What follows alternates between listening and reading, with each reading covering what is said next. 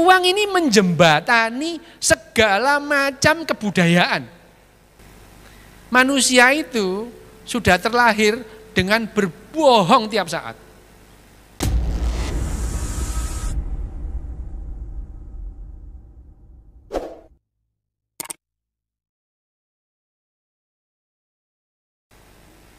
Ya, entropi di sekitarmu diturunkan supaya kamu bisa hidup lebih nyaman. Lah itu ekonomi. Oke, kita dapat benang merahnya. Itu ekonomi itu. Kamu menurunkan entropi di sekitarmu supaya hidupmu lebih nyaman. Itu entropi. Jadi pada dasarnya ekonomiku rebutan kalori. Loh, memang hukumnya kehidupan itu begitu. Kita berebut kalori itu supaya mempertahankan kehidupan. Tanpa kalori kita tidak bisa hidup. Gitu. Kalori yang kita konsumsi sejak 4,7 miliar tahun itu dari mana? Nah, dari matahari itu. Matahari. Sekarang pada saat zaman nenek moyang kita pemburu pengumpul itu, ya, 12.000 tahun yang lalu, satu manusia, Homo sapien, satu hari menghabiskan sekitar 8.500 kalori sehari. Konsumsinya ya. Konsumsi Homo sapien zaman 12.000 tahun yang lalu itu adalah satu Homo sapien menghabiskan 8.500 kalori per hari. Sekarang detik ini satu Homo sapien mengkonsumsi 380.000 kalori sehari. Untuk apa? Itu untuk lampu, untuk mobil, ya. Itu kalori semua itu. Mobil, dari mana mobil? Dari energinya dari mana? Dari mesinnya. Ada apa? Bahan bakar. Bahan bakarnya apa? Minyak. Dari mana? Diambil dari fosil. Ya. Juta-jutaan tahun yang lalu. Fosil-fosil tumbuhan dan binatang. Dapat dari mana mereka? Nyimpen energinya. Dari makan. Dari mana? Tumbuhan. Tumbuhnya dari mana? Dari matahari. Klorofil itu ya. Menyimpan energi, kita makan gitu. Matahari membuat, kita makan. Energinya kita buat. Ya, jadi semua energi dari matahari gitu. Jadi ya logis kalau ada orang nyembah matahari ya gitu, nggak apa-apa, itu pusat kehidupan kok itu. Daripada yang nyembah yang belum jelas ada apa enggak, gitu itu lebih logis, itu ya itu. Jangan marah, itu lebih logis itu, logis itu ya itu adalah itu sains itu ya. Jadi, sekarang kita punya alternatif membuat energi, misalnya nuklir. Tapi nuklir kan sedikit banget yang kita pakai itu ya. Nuklir itu sedikit, lebih banyak yang dari matahari. Nah. Kembali lagi ke ekonomi, bahwa kita itu rebutan namanya kalori. Nah, ekonomi manusia itu akhirnya menggerakkan bagaimana kita itu secara lebih efisien dan lebih efektif mendapatkan kalori untuk menurunkan entropi. Entropi kita turun loh, ya. Ukurannya apa? Kok entropi kita turun? Ukurannya harapan hidup manusia makin lama makin panjang. Berarti entropinya turun gitu. Untuk manusia ya. Jadi kita itu sekarang masih. Jadi ekonomi itu applied science, bukan science. Kalau science itu tidak punya nilai. Oke. Science itu tidak kenal nilai, tidak kenal baik buruk, nggak kenal. Science itu apa adanya. 4 tambah 4 sama dengan 8 itu bukan karena jujur, emang 8 itu. Mana ada guru matematika, anak-anak 5 tambah 5 berapa, ayo jawab yang jujur, nggak ada. Itu sains itu ya. Sains itu nggak kenal nilai gitu. Sains itu apa adanya. Jadi secara sains yang nggak ada baik buruk itu nggak ada. Sains ya, nggak ada. Misalnya yang sering saya pakai contoh itu adalah harimau ketemu kambing misalnya. Yang terjadi adalah dimakan. Yang jahat siapa? Lah nggak ada. Yang disuruh makan bayam ya nggak mau.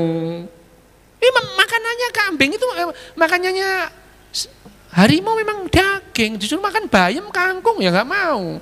Mbok kamu itu vegan itu sehat loh. Coba lah itu ya, yang ini apa namanya pendakwa vegan itu loh didakwa itu serigala itu. Serigala, kamu itu serigala ya itu. Vegan itu sehat gitu. Ya nggak mau itu. Ya, itu ya yang ini ya orang-orang manusia herbivora itu jangkelinya setengah mati sekarang itu. Kalau ketemu orang itu ngajak kita jadi herbivora gitu. Ngerawat tuh. Oh iya itu.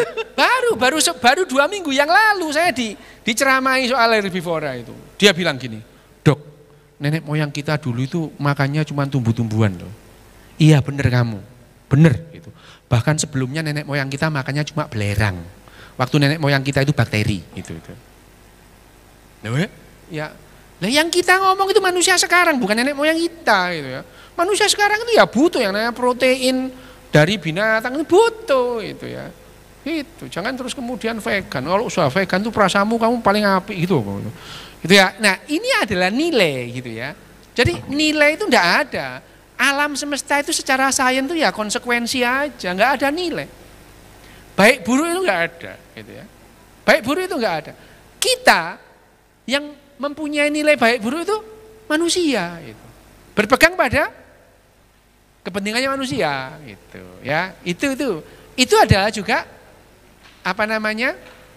Bagaimana otak kita bekerja. Nah, kalau kita ngomong tentang kembali lagi ke yang namanya neuroekonomi. Balik lagi ya ke neuroekonomi. Bahwa yang namanya bagaimana kita itu terus kemudian harus memperoleh kalori, mengumpulkan kalori. Dengan kata lain, mengumpulkan cadangan kalori, gitu ya, lebih efektif dan lebih efisien. Ekonomi. Sehingga kita akhirnya kenal uang. Uang itu adalah hal yang bagi otak kita bisa mengkonversikan secara lebih sederhana tentang kalori yang kita punya. Ya, kalori yang kita punya. Jadi kenapa kita itu otak kita itu sangat kompatibel dengan uang? Ya uang.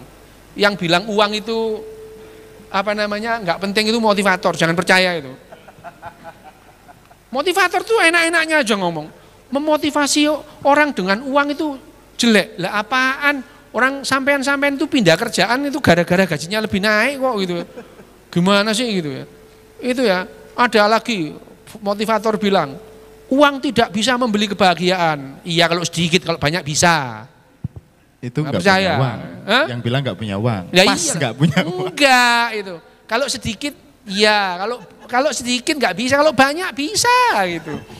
Ya, jangan perlu motivator cocotnya gampang banget loh itu. Itu ya. Hidup ini tidak semudah cocotnya motivator. Enak banget loh ngomong itu ya. Uang tidak bisa membeli kebahagiaan. Nah, kata siapa gitu. Saya kalau nggak ada uang ya nggak bisa lah kesini. Iya bener itu ya, nggak bisa itu. Nah, uang itu demikian kompatibel dengan otak kita. Karena dengan uang itu otak kita langsung bisa mengkonversikan itu dengan cadangan kalori itu. Dengan uang itu langsung otak kita langsung plug itu kita bisa hidup sekian lama itu. Membeli kalori itu. Ya, sejarah uang itu juga panjang, dimulai dari uang pertama tahu bentuknya apa?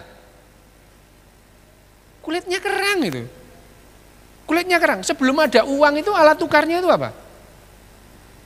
Tahu? Alat tukar.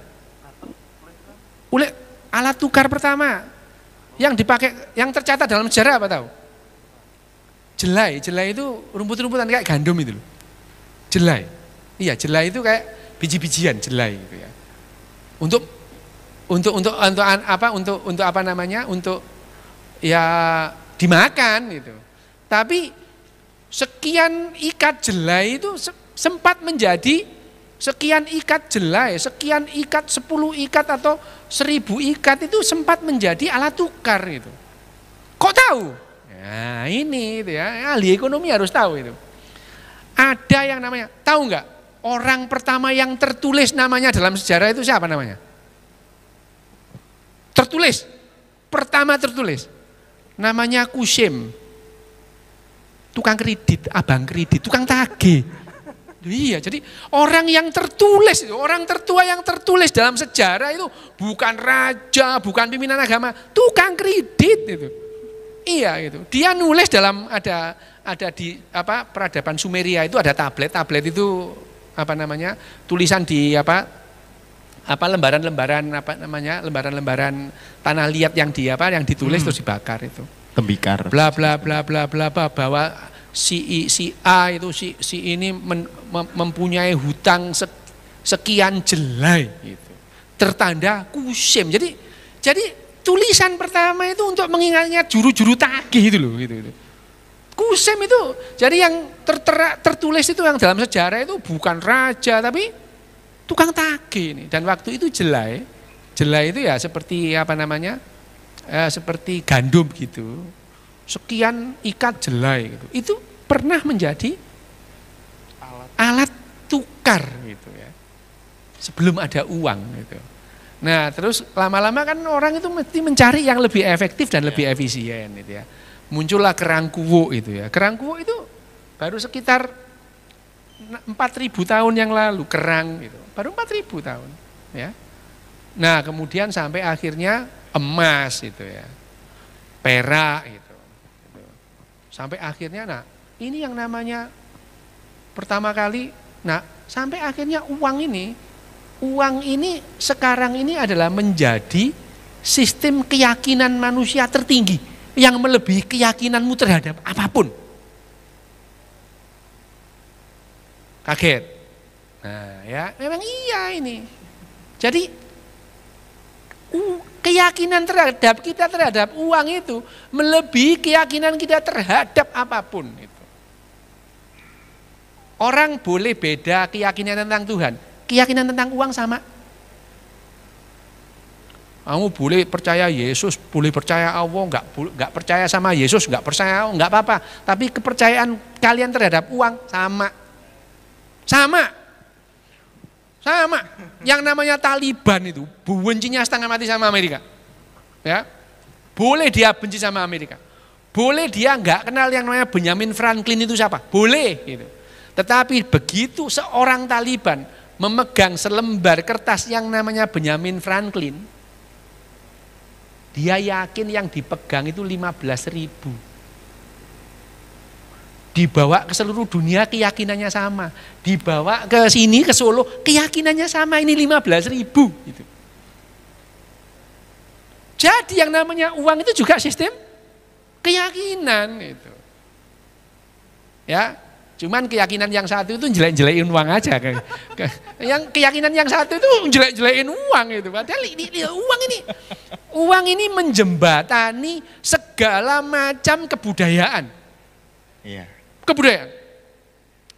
Kebudayaan apapun bisa menjembatani. Uang ini adalah bentuk toleransi manusia yang tertinggi. Karena manusia itu ya, toleransi itu bukan ciri Homo sapien, bukan. Homo sapien itu cirinya enggak toleran. Cirinya Homo sapien gitu. Ya, tidak toleran. Homo sapien itu bisa saling bunuh-bunuhan hanya gara-gara beda logat. Ya, beda logat itu bisa bunuh-bunuhan. Loh, di Papua itu sampai sekarang itu beda logat itu bisa bunuh-bunuhan itu. Suku-suku kecil-kecil di Papua itu, ya, itu bunuh-bunuhan. Beda warna kulit, bunuh-bunuhan itu. Beda agama malah harus bunuh-bunuhan itu. Ada loh perintahnya itu. Ada itu. Harus. Nah, yang ini toleransi itu ya uang ini gitu. Ini sistem keyakinan yang menjembatani toleransi dan itu adalah ekonomi. Apapun, peranglah apa itu, tujuannya ekonomi kok. Tujuannya perang itu apa? Rebutan apa? Kalori. Misalnya, nih ya, suku sebelah, ada suku sebelah di sana. Mereka punya cadangan makanan. Iya. Ini kehabisan. Yang terjadi adalah serang. Rebutan apa? Kalori. Rebutan kalori gitu. Rebutan kalori. Pernah nggak berpikir ngapain Jepang itu tahun 42 itu masuk ke Asia Tenggara? Coba, pernah berpikir nggak? Ya, coba. Dia perang dunia pertama, perang dunia kedua itu melawan Amerika, melawan sekutu itu. Nggak pernah loh dia ngotek-ngotek ke Asia Tenggara, nggak pernah. Nggak pernah. Gitu. Jepang masuk ke Asia Tenggara setelah Pearl Harbor bukan? Setelah Belanda. Kenapa? Karena ada harta yang ditinggalkan. Bukan. Dulu dia beli minyak dari Amerika kok. Gitu. Ada kalori di sini. Ada kalori ya, beli minyak dari Amerika. Begitu perang sama Amerika, beli minyak kemana? Cari dia. Belakang di Asia Tenggara itu. Ya. Sampai di sini Jepang cahaya Asia gitu ya. Apaan itu? Tidak ada itu. Lah, ini adalah ekonomi. Perang itu juga untuk ekonomi itu ya. Jadi peradaban menghasilkan perang. Perang membentuk peradaban. Kenapa? Loh, perang itu jangan lupa loh, pada saat perang itu ekonomi lancar loh. Mesin-mesin perang itu udah dikira bukan memerlukan tindakan ekonomi, itu ekonomi gitu. Jadi peradaban membuat perang. Kenapa? Sebelum ada peradaban, enggak ada perang. Enggak ada perang. Pada saat nenek moyang kita pemburu pengumpul itu, misalkan terdesak oleh kelompok yang lebih gede, minggir aja dia, itu minggir. Dunia masih luas, kita berburu di sana, gitu. Tapi begitu ada peradaban, kita bercocok tanam, kita beternak, padi, gandum diserang suku tetangga, kita pertahankan mati-matian. Kalau kita pergi kita mati, nggak ada panganan itu. Jadi perang itu setelah ada peradaban, baru ada perang. Dan peradaban itu memunculkan perang, perang membentuk peradaban. Ada benteng, ada mesin perang gitu ya, ada tentara. Dulunya nggak ada, kelas tentara itu nggak ada dulu gitu. Awalnya itu pemburu pengumpul. Kalau misalkan satu kelompok pemburu pengumpul, 6 keluarga, 7 keluarga berburu bareng, ya pulang hasil buruannya dibagi 6, masih mungkin. Dibagi 7, masih mungkin.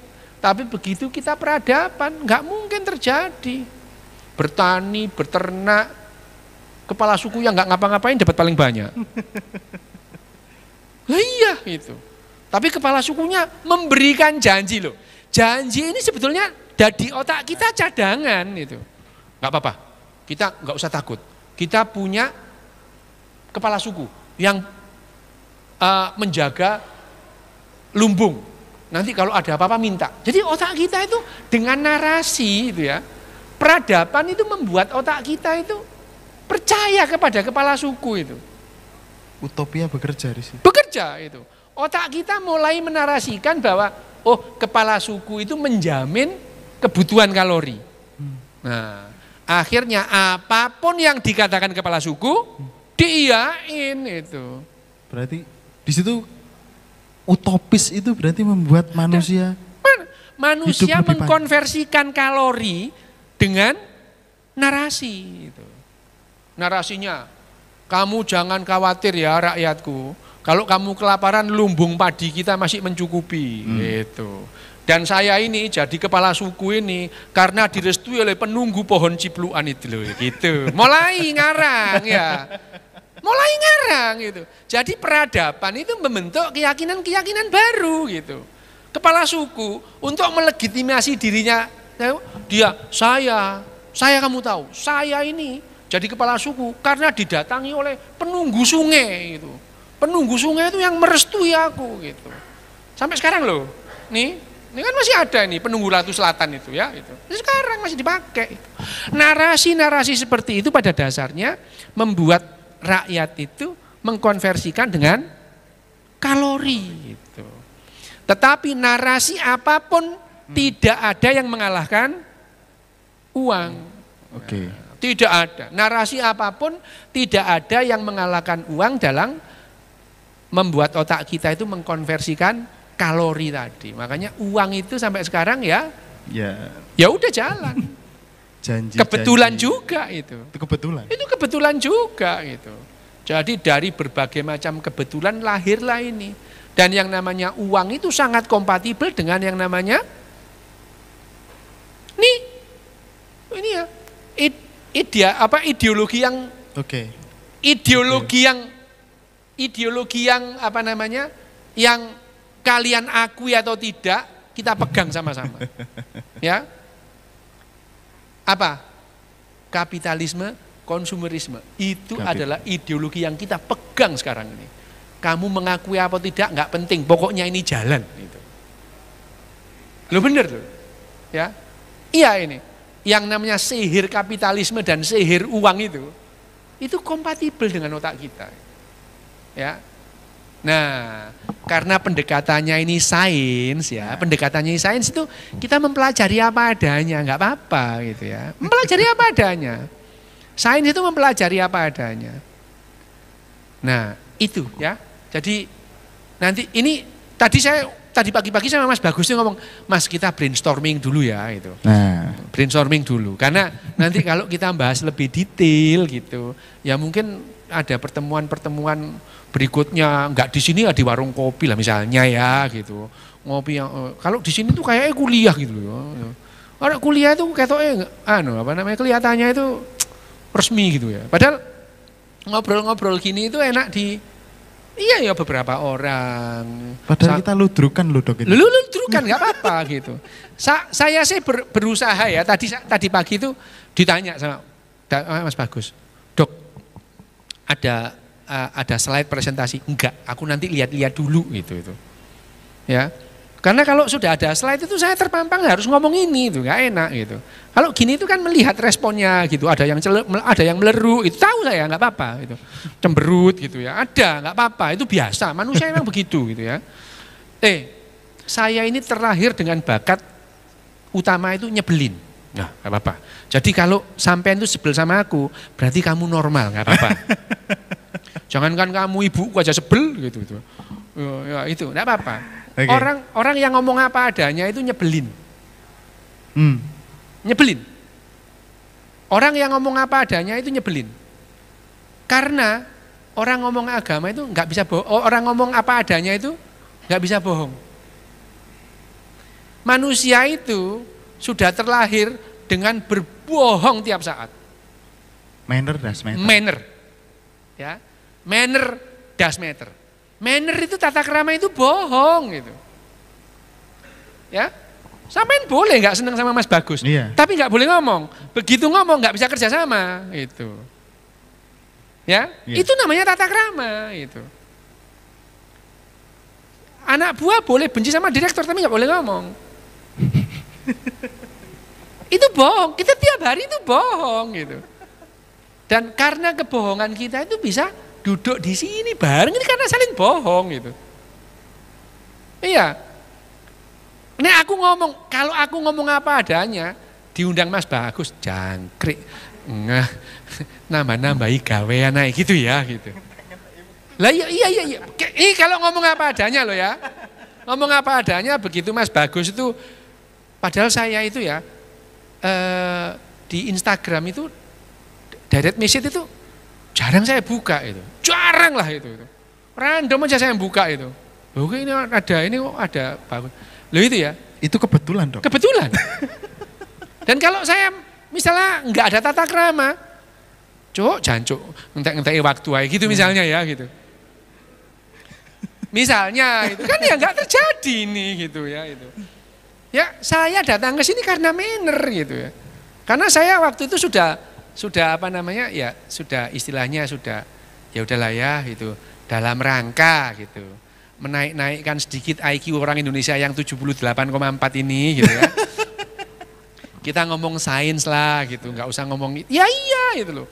78,4 rek gitu ya, ampun itu. Sedidik mana gorila kon iki gitu ya.